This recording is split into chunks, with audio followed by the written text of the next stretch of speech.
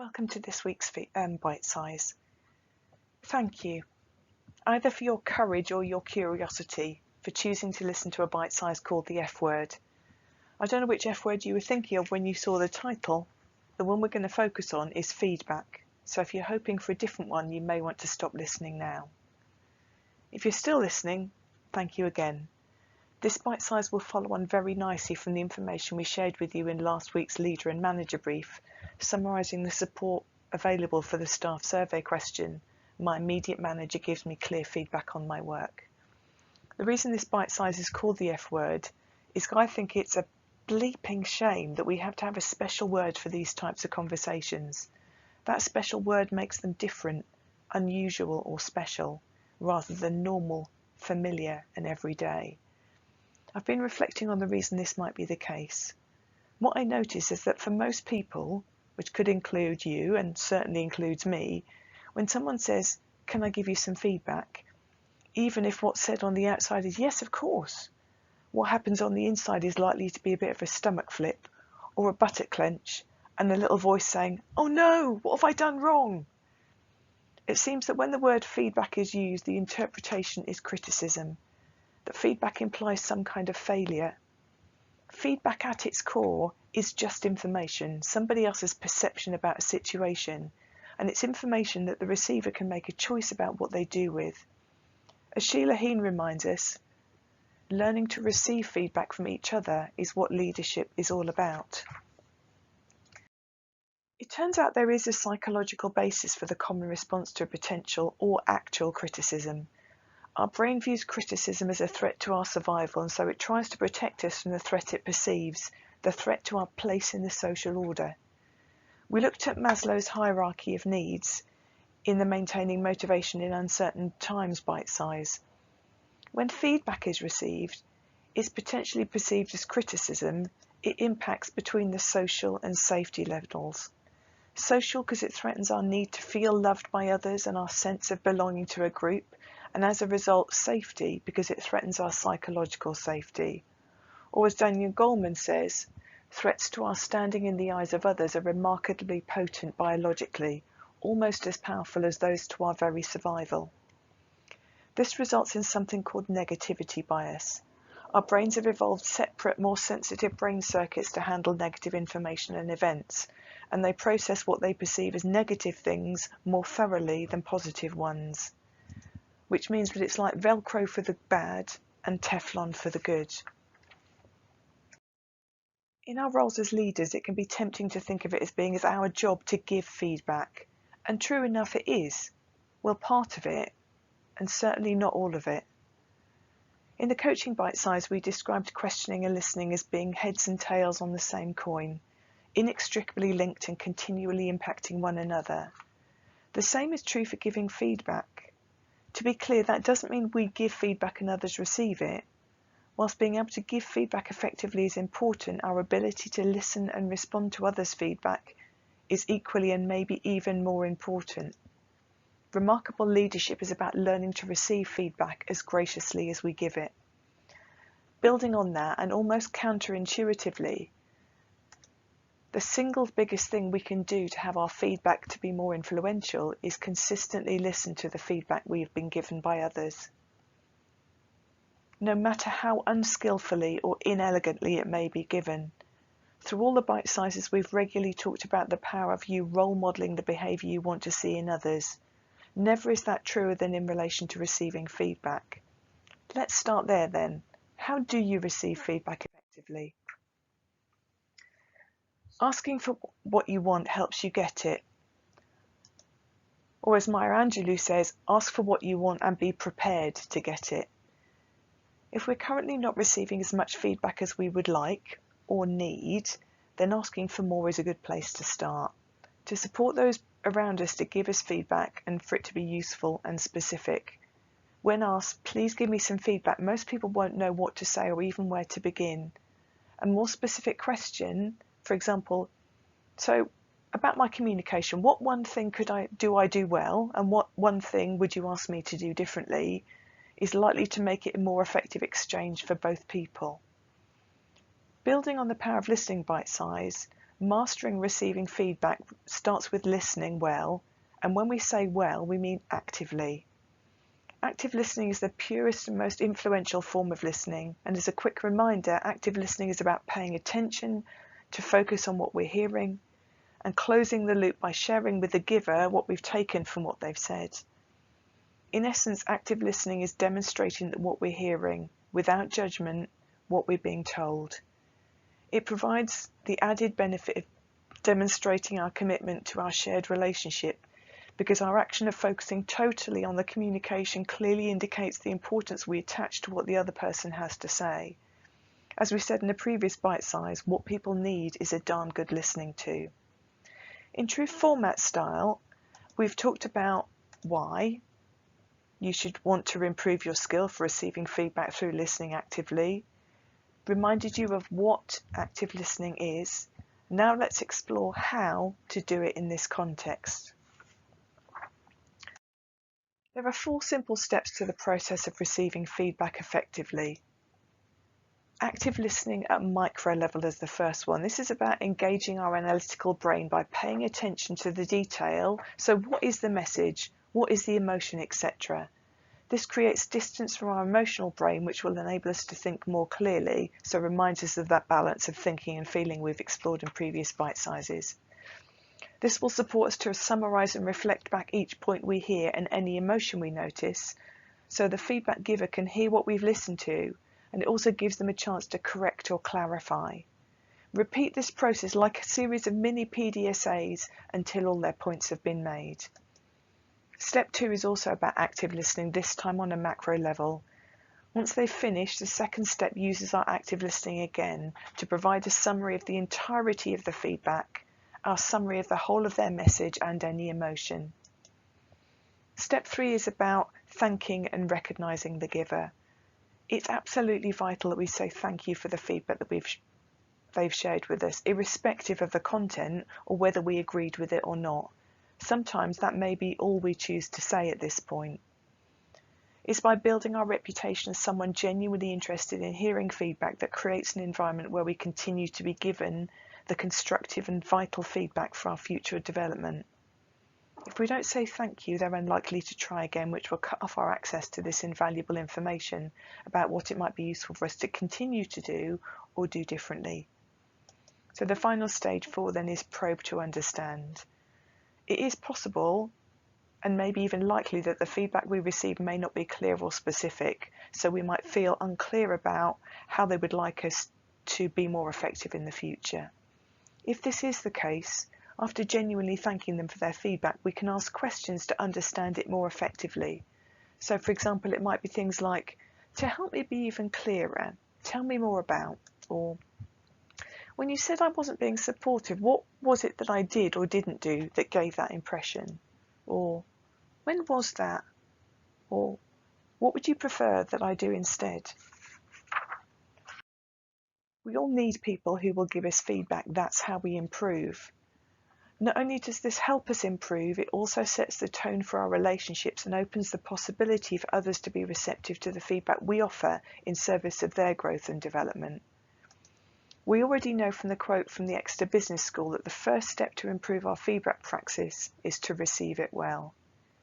Ideally, feedback should be forming part of an ongoing process of communication between us and our colleagues. When analysing the reasons that great leaders are considered great, one of the common themes identified is the consistent and regular feedback that they give, which results in their colleagues having a clear understanding of where they stand, how well they're doing, and how they're contributing to the organisation. As effective leaders, it's useful for us to think about feedback as an opportunity to reinforce organisational values, manage expectations, and maintain and improve standards of behaviour and performance. As a result, our colleagues receiving our feedback are more likely to feel valued, respected, and part of the success of the organisation. In the same way that feedback we receive needs to be heard to be effective, the feedback we also give also needs to be heard to be effective. So whilst we're the receiver, we're in control of whether or not active listening happens. When we're the giver, we're not, which means that our ability to make our feedback as influential and motivating as possible significantly impacts whether it's listened to. Thinking of feedback as an act of influencing is useful as it reminds us that to be effective, our feedback wants to be as easy to hear as possible. Let's explore how we do that. When giving feedback effectively, best practice principles include that it's regular, frequent and ongoing. We all do it all of the time with everybody about everything. Hence we avoid the F-word approach, meaning that it's something rare, different or concerning. It's also useful to be sincere and honest. Our reputation and our integrity, a key deposit in the trust bank, depends on us being open, honest and respectful to those around us. It's also important to include examples. Highlighting specific behaviour we observed allows the receiver to recognise and place our feedback in context, making it more understandable and therefore more likely to be acted on. It talks about impact, so the benefits or consequences of the way that they behaved in the past. Hearing the impact of the behaviour supports the receiver to understand the reason you're offering them this feedback, so it makes sense that they can make a more informed choice about whether or not they take action. It's also timely, so making sure we give our feedback as close to the event as practical, close enough so that the receiver can remember the situation we're talking about and far enough away that both of us are calm about it. It's owned. Make sure this is your own feedback. So avoid the organisation wants you to know or it's been brought to my attention that. It's about focusing on I statements, things like I noticed that or what I heard you say, what I saw you do, for example. And finally, it's concise. There seems to be an inverse relationship between the number of words we use and the impact that we have. The more we say, the less impact we're likely to have. So it's useful for us to be concise, to be impactful. Other things it's useful to consider, particularly if we're giving developmental feedback, is ensuring that it's future orientated. It describes what we want to have happen going forward rather than what we don't want repeated from the past. So notice the difference between these two examples. Your presentation last week was so long-winded, you really lost the audience when you got into the statistics, which is likely to feel like criticism. Whereas if we said something like, for your next presentation, it'd be great to see you focus on the strategy rather than the detailed stats to keep the attention of the audience right to the end, which is likely to feel much more supportive. It's also useful for our feedback to be descriptive rather than judgmental. It describes the behaviour we observed rather than the person. So notice the difference between I noticed I didn't receive the update that you'd promised, very descriptive and factual, and no update, no surprise, you always let me down, you're just not committed, which is really judgmental and about the person. Finally, that we share this information in private. Out of respect for the individual and to avoid damaging the strength of our relationship with them in the vast majority of cases, it's useful to make sure that we have these development conversations in private. For our feedback to be as effective and influential as possible, it's useful to incorporate the best practice principles within a structure which will support us to both prepare and deliver our feedback. There are a variety of models available which include EEC, BEEF, AID, PAIR, CIGAR, rather less politically correct now, and BOOST. It's about finding the one that works for you, so feel free to have a play with any of these. The one more that we'd like to share with you and remind you of if you've already done some of the real modules or our e-learning is the DESK model. DESK is a simple and straightforward structure for planning and delivering effective feedback, whether that's affirmative, so positive reinforcement of behaviours and performance with the intention of the receiver feeling supported to continue working in that way, so you might also describe that as praise, or developmental, so highlighting an area where an improvement in performance or behaviour is required or would be desirable. It supports us to describe the behaviour and the effect and implications of a particular event, so the receiver can identify specifically when it happened and understand what needs to be changed or repeated. It also includes the reasons so they can make an informed choice about whether they want to take action to be more effective in their performance. So let's look at it one stage at a time. D is for describe. So this is about describing the general situation or event. And I think about it as taking them back to a time when, directing their memory and their attention to the situation that we want to talk to them about. Next, it's about expressing how we felt. And it's absolutely I felt, not you made me feel. So I was surprised, I felt concerned, I was impressed. Now, finding the right word for how you feel is important. It improves the congruence in your message. So you might want to revisit the feelings wheel that we've looked at in previous bite size, which will give you a range of words to describe your emotions. Next, it's about being specific. We've talked already about how useful examples are. This is about giving descriptive examples of the behaviour, i.e. specifically what was said and done, so the language used, actions taken example, and how it was said or how it was done, so the tone of the voice, the body language, etc. And then finally, what we might want to talk about is consequences. In its purest sense, this is about the impact if this behaviour continues for the individual, for the team, for the patient, etc. It can also be used in a broader range of ways, including saying thank you or linking into a conversation by asking an open question at this point. So planning and structuring our feedback also means that we're clear about the change that we want to influence before we give it. Or better feedback starts with a clear intention. So let's have a look at some examples of desk in action to bring it more to life. The purpose of giving feedback is to generate a repetition or a change in behaviour, remembering that the receiver always has a choice about whether or not they take action as a result.